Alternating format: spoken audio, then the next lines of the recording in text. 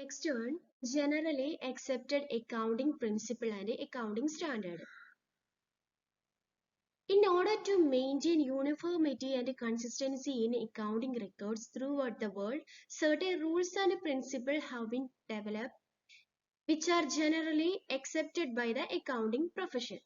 അപ്പോൾ അക്കൗണ്ടിങ് റെക്കോർഡ്സിൽ ഒരു യൂണിഫോമിറ്റി അല്ലെങ്കിൽ കൺസിസ്റ്റൻസി സ്ഥിരത നിലനിർത്താൻ വേണ്ടിയിട്ട് ചില റൂൾസും പ്രിൻസിപ്പിൾസും ഡെവലപ്പ് ചെയ്തിട്ടുണ്ട്. ആരാണ്? അക്കൗണ്ടിങ് പ്രൊഫഷണൽസ് ആണ് അത് ജനറലി അക്സെപ്റ്റ് ചെയ്തിട്ടുള്ളത്.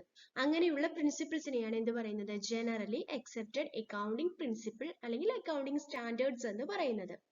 These rules and principles are called by different names such as principles, concept, convention, postulates, assumptions, etc. അപ്പോൾ ഈ റൂൾസിനെ അല്ലെങ്കിൽ പ്രിൻസിപ്പിൾസിനെ പല നെയിമിൽ അറിയപ്പെടുന്നുണ്ട്. പ്രിൻസിപ്പിൾസ് എന്ന് പറയുന്നുണ്ട്, കൺസെപ്റ്റ്, കൺവെൻഷൻസ്, പോസ്റ്റുലേറ്റ്സ്, അസംഷൻ, അങ്ങനെ പല നെയിംസിൽ ഈ പ്രിൻസിപ്പിൾസിനെ അറിയപ്പെടുന്നുണ്ട്. These rules, principles are judged on their generally accepted rather than universally acceptability. Hence, they are popularly called generally accepted accounting principles. അതായത് ജനറലി അക്സെപ്റ്റ് ചെയ്തിട്ടുള്ളത്, അക്കൗണ്ടിങ് പ്രൊഫഷണൽസ് ജനറലി അക്സെപ്റ്റ് ചെയ്തിട്ടുള്ള standards അല്ലെങ്കിൽ പ്രിൻസിപ്പിൾസിനെയാണ് നമ്മൾ accounting principles എന്ന് പറയുന്നത്. So, thus generally accepted accounting principle refers to rules or guidelines adopted for recording and reporting of business transaction or financial statement. അപ്പോൾ generally accept ചെയ്തിട്ടുള്ള ചില പ്രിൻസിപ്പിൾസോ അല്ലെങ്കിൽ rules use ചെയ്തിട്ട് നമ്മൾ ബിസിനസ് ട്രാൻസാക്ഷൻസ് അല്ലെങ്കിൽ ഫിനാൻഷ്യൽ സ്റ്റേറ്റ്മെന്റ് റെക്കോർഡ് ചെയ്യുകയോ report ചെയ്യുകയോ ചെയ്യുന്ന ആ ഒരു ഗൈഡ് ലൈൻസിനെയാണ് എന്ത് പറയുന്നത്? ജനറൽ പ്രിൻസിപ്പിൾസ് അല്ലെങ്കിൽ ജനറലി അക്സെപ്റ്റഡ് അക്കൗണ്ടിംഗ് പ്രിൻസിപ്പിൾസ് അഥവാ ഗാപ്പ് എന്ന് പറയുന്നത്. These principles have evolved over a long period of time on the basis of past experience, usage or customs, etc. അപ്പോൾ ഈ പ്രിൻസിപ്പിൾസ് നമ്മൾ എന്താ പറയുക, പാസ്റ്റ് എക്സ്പീരിയൻസിന്റെ ബേസിലോ അല്ലെങ്കിൽ ട്രഡീഷൻസ്, ആചാരങ്ങളുടെ ബേസിലൊക്കെ യൂസ് ചെയ്ത് പോകുന്നത് പോലെ തന്നെ അക്സെപ്റ്റ് ചെയ്തിട്ടുള്ള പ്രിൻസിപ്പിൾ ആണിത്, ഈ ജനറലി അക്സെപ്റ്റഡ് പ്രിൻസിപ്പിൾ എന്ന് പറയുന്നത്. നമ്മൾ നേരത്തെ ഡിസ്കസ് ചെയ്തിട്ടുണ്ടായിരുന്നു. Next one, accounting standards, concept and objectives. ഇതാണ് അക്കൗണ്ടിംഗ് സ്റ്റാൻഡേർഡ്സ് എന്ന് പറയുന്നത്. സ്റ്റാൻഡേർഡ് എന്ന് പറഞ്ഞാൽ ജനറലി അക്സെപ്റ്റ് ചെയ്തിട്ടുള്ള ഒരു മോഡൽ അല്ലെങ്കിൽ ഐഡിയലിനെയാണ് എന്ത് പറയുന്നത്? നമ്മൾ അക്കൗണ്ടിംഗ് സ്റ്റാൻഡേർഡ് എന്ന് പറയുന്നത്. അപ്പോൾ സ്റ്റാൻഡേർഡ് എന്ന് പറയുന്നത്, അപ്പോൾ അക്കൗണ്ടിംഗ് സ്റ്റാൻഡേർഡ് എന്ന് പറഞ്ഞാലോ, is A set of practices and policies used to systematize bookkeeping and other accounting functions across firms and over times. അപ്പോൾ ഒരു സെറ്റ് ഓഫ് പ്രാക്ടീസസ്, ഒരു കൂട്ടം പ്രാക്ടീസസോ അല്ലെങ്കിൽ എന്താ പറയുന്നത് പോളിസീസ്, നമുക്ക് ഒരു ബിസിനസ് ട്രാൻസാക്ഷൻസ് റെക്കോർഡ് ചെയ്യുന്നതിന് ഒരു കൂട്ടം പോളിസീസ് അത് യൂസ് ചെയ്ത് നമ്മൾ ട്രാൻസാക്ഷൻസ് റെക്കോർഡ് ചെയ്യുന്നു. അതിന് വേണ്ടിയിട്ട് അല്ലെങ്കിൽ ബിസിനസിന്റെ ഫംഗ്ഷൻസ് നല്ല രീതിയിൽ റൺ ചെയ്യുന്നതിന് വേണ്ടിയിട്ടോ ഉള്ള ഒരു കൂട്ടം പ്രിൻസിപ്പിൾസ് ആവാം, പോളിസീസ് ആവാം, റൂൾസ് ആവാം. അതിനെയാണ് എന്ത് പറയുന്നത്? അക്കൗണ്ടിംഗ് സ്റ്റാൻഡേർഡ് എന്ന് പറയുന്നത്. അതെന്താണ്? ഒരു ബേസിക് പോളിസി ഡോക്യുമെന്റ് ആണ് അക്കൗണ്ടിംഗ് സ്റ്റാൻഡേർഡ് എന്ന് പറയുന്നത്. മെയിൻ എയിം എന്ന് പറയുന്നത് എന്താണ്? എൻഷുർ ട്രാൻസ്പെറൻസി, അതായത് ഫിനാൻഷ്യൽ സ്റ്റേറ്റ്മെന്റ്, അതായത് നമ്മൾ പ്രൊവൈഡ് ചെയ്യുന്ന ഇൻഫോർമേഷൻസിൽ കൂടുതൽ സ്ഥിരതയും കമ്പാരബിലിറ്റിയും റിലയബിൾ ആയിട്ടും ട്രാൻസ്പെറന്റ് ആയിട്ടുള്ള ഇൻഫോർമേഷൻസ് പ്രൊവൈഡ് ചെയ്യുക, അല്ലെങ്കിൽ ഫിനാൻഷ്യൽ സ്റ്റേറ്റ്മെന്റിൽ അത് എൻഷുർ ചെയ്യുക എന്നതാണ് എന്ത്? അക്കൗണ്ടിംഗ് സ്റ്റാൻഡേർഡിന്റെ മെയിൻ എയിം എന്ന് പറയുന്നത്. Okay, accounting standards are issued by the accounting body or regulatory body or sometimes by the government directly. അപ്പോൾ അക്കൗണ്ടിംഗ് സ്റ്റാൻഡേർഡ് ഇഷ്യൂ ചെയ്യുന്നത് അക്കൗണ്ടിംഗ് ബോഡി ആകാം, അല്ലെങ്കിൽ സംടൈംസ് ഗവൺമെന്റ് വരെ ആകാം. സോ ഇനി ഇന്ത്യയിൽ the Indian accounting standards are issued by Institute of Chartered Accountant of India, AICAI ആണ് എന്ത്? ഇന്ത്യയിലെ അക്കൗണ്ടിംഗ് സ്റ്റാൻഡേർഡ്സ് ഇഷ്യൂ ചെയ്തത്. Institute of chartered accountant of India. Institute of chartered accountant of India 29 accounting standards issue ചെയ്തിട്ടുണ്ട്. ഇതിലെ first one ആണ് AS1 disclosure of accounting policy, January 1979. AS എന്ന് പറയുന്നത് accounting സ്റ്റാൻഡേർഡിനെയാണ് AS കൊണ്ട് സൂചിപ്പിക്കുന്നത്. അപ്പൊ അക്കൗണ്ടിംഗ് AS1 എന്ന് പറഞ്ഞ അക്കൗണ്ടിംഗ് സ്റ്റാൻഡേർഡ് ഫസ്റ്റ് സ്റ്റാൻഡേർഡ് ആണ് ഡിസ്ക്ലോഷർ ഓഫ് അക്കൗണ്ടിംഗ് പോളിസി. 1979 ജാനുവരിയിലാണ് ഇഷ്യൂ ചെയ്തത്. ഇത് മെയിൻ ആയിട്ട് ഡീൽ ചെയ്യുന്നത് എന്ന് പറഞ്ഞാൽ disclosure of significant accounting policies in the financial statement. Financial statement significant ആയിട്ടുള്ള എന്താ അക്കൗണ്ടിംഗ് പോളിസീസ് ആണ് എന്ത് ഡിസ്ക്ലോഷർ ചെയ്യുന്നത് അതില്. അടുത്തത് AS2 എന്ന് പറഞ്ഞ വാല്യുവേഷൻ ഓഫ് ഇൻവെന്ററി, ജൂൺ 1981 അത് ഇഷ്യൂ ചെയ്തത്. ഇത് മെയിൻ ആയിട്ട് എന്താണ് ഡീൽ ചെയ്യുന്നത്? Principles of valuing inventories for financial statement. Financial സ്റ്റേറ്റ്മെന്റിൽ കാണിക്കേണ്ട ഇൻവെന്ററീസ് അല്ലെങ്കിൽ സ്റ്റോക്ക് ഒക്കെ എന്ത് ചെയ്യുന്നു, വാല്യൂ ചെയ്യുന്നതിനുള്ള പ്രിൻസിപ്പിൾസ് ആണ് ഇത് ഡീൽ ചെയ്യുന്നത്. അടുത്തത് AS3 revised cash flow statement. അത് ഇഷ്യൂ ചെയ്തത് 1981 ജൂണിൽ, റിവൈസ് ചെയ്തതാണ് March 1997. This standard deals with the financial statement which summarize for given period the sources and application of enterprises. അപ്പോൾ മെയിൻ ആയിട്ട് അത് ഡീൽ ചെയ്യുന്നത് ക്യാഷ് ഫ്ലോസ്, ക്യാഷ് ഇൻഫ്ലോസും ഔട്ട്ഫ്ലോസും ആണ് ഒരു എന്റർപ്രൈസസിന്. അതാണ് മെയിൻ ആയിട്ട് ഡീൽ ചെയ്യുന്നത്. അടുത്തത് AS4 എന്ന് പറഞ്ഞ contingencies and events occurring after the balance sheet date. November 1982 issue ചെയ്തത്, റിവൈസ് ചെയ്തത് 1995 ഏപ്രിലാണ്. അത് ഡീൽ ചെയ്യുന്നത് ബാലൻസ് ഷീറ്റിൽ വരുന്ന ട്രീറ്റ്മെന്റ്സ്, കണ്ടിജൻസീസിന്റെയും ഈവൻസിന്റെയും ട്രീറ്റ്മെന്റ്സിന്റെ ബാലൻസ് ഷീറ്റിൽ എന്തൊക്കെ ട്രീറ്റ്മെന്റ് ആണ് കാണിക്കേണ്ടത് അതാണ് ഈ സ്റ്റാൻഡേർഡ് ഡീൽ ചെയ്യുന്നത്. അടുത്തത് AS5 net profit or loss for the period prior period before the date of balance sheet items and changes in the accounting policies. November 1982 എന്ത് ഈ സ്റ്റാൻഡേർഡ് ഇഷ്യൂ ചെയ്തത്. പിന്നെ റിവൈസ് ചെയ്തതാണ് ജനുവരി 1997. അതിൽ മെയിൻ ആയിട്ട് എന്താണ് അക്കൗണ്ടിംഗ് പോളിസീസിലുള്ള ചേഞ്ചസ് എന്തൊക്കെയാണോ, അതുപോലെ തന്നെ ഫിനാൻഷ്യൽ സ്റ്റേറ്റ്മെന്റിൽ വരുന്ന ട്രീറ്റ്മെന്റ്സ്, ഇതൊക്കെയാണ് എന്ത് അതിൽ ഡീൽ ചെയ്യുന്നത്.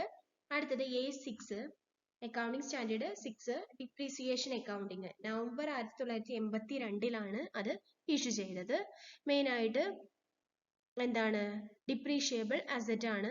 ഈ സ്റ്റാൻഡേർഡിൽ മെയിൻ ആയിട്ട് എന്തൊക്കെയാണ് നമ്മൾ ഡിപ്രീസിയേഷൻ, അസറ്റിന്റെ ഡിപ്രീസിയേഷൻസ് ആണ് മെയിൻ ആയിട്ട് ഡീൽ ചെയ്യുന്നത്. അടുത്തത് A7 accounting four construction contract. December 1983 issue ചെയ്തു, റിവൈസ് ചെയ്തത് 2003 ഏപ്രിലാണ്. അത് ഡീൽ ചെയ്യുന്നത് എന്താണ്, അക്കൗണ്ടിംഗ് കൺസ്ട്രക്ഷൻ കോൺട്രാക്ട് ഫിനാൻഷ്യൽ സ്റ്റേറ്റ്മെന്റിൽ കാണിക്കുന്നത്.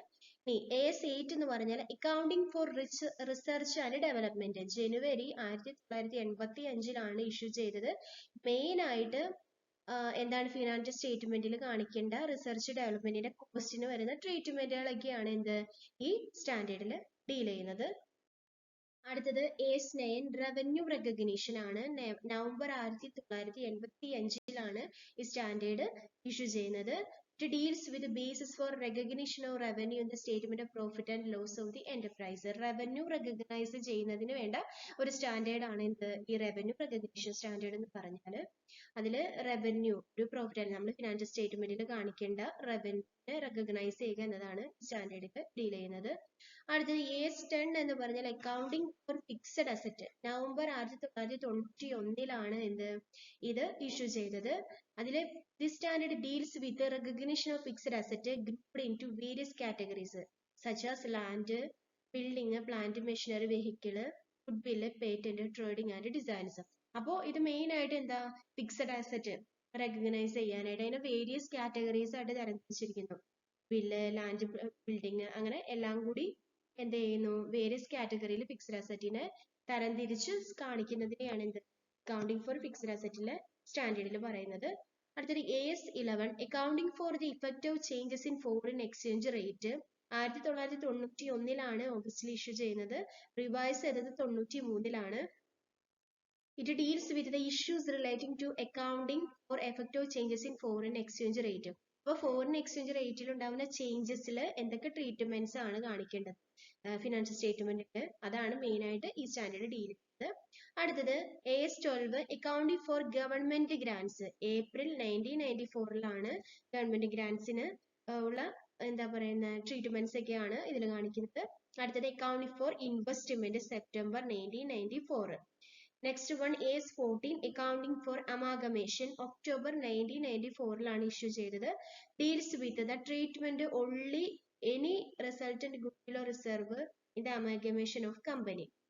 അപ്പോൾ ഒരു കമ്പനി അമാഗമേഷൻ ചെയ്യുന്ന സമയത്ത് വരുന്ന ഒരു അസറ്റ് ഓർ റിസർവിന്റെ ട്രീറ്റ്മെന്റ് എന്തൊക്കെയാണെന്ന് കാണിക്കാനാണ് ഡീൽ ചെയ്യുന്നതാണ് ഈ സ്റ്റാൻഡേർഡ് എന്ന് പറയുന്നത്. അടുത്തത് borrowing cost. AS16 accounting standard 16 borrowing of cost. April 2000 ഇത് ഇഷ്യൂ ചെയ്യുന്നത്. ഈ standard deals with the users involve relating to capitalisation of interest of borrowing purchase of fixed asset. Main ആയിട്ട് എന്താണ് ഒരു ഫിക്സഡ് അസറ്റ് പർച്ചേസ് ചെയ്യുന്നതിന് വരുന്ന ഒരു adjustment അല്ലെങ്കിൽ ഇൻട്രസ്റ്റ് ഒക്കെയാണ് എന്ത് ഈ ബോറോവിംഗ് കോസ്റ്റ് എന്ന് പറഞ്ഞ ഒരു സ്റ്റാൻഡേർഡിൽ മെയിൻ ആയിട്ട് ഡീൽ ചെയ്യുന്നത്. അടുത്തത് സെഗ്മെന്റ് റിപ്പോർട്ടിംഗ്.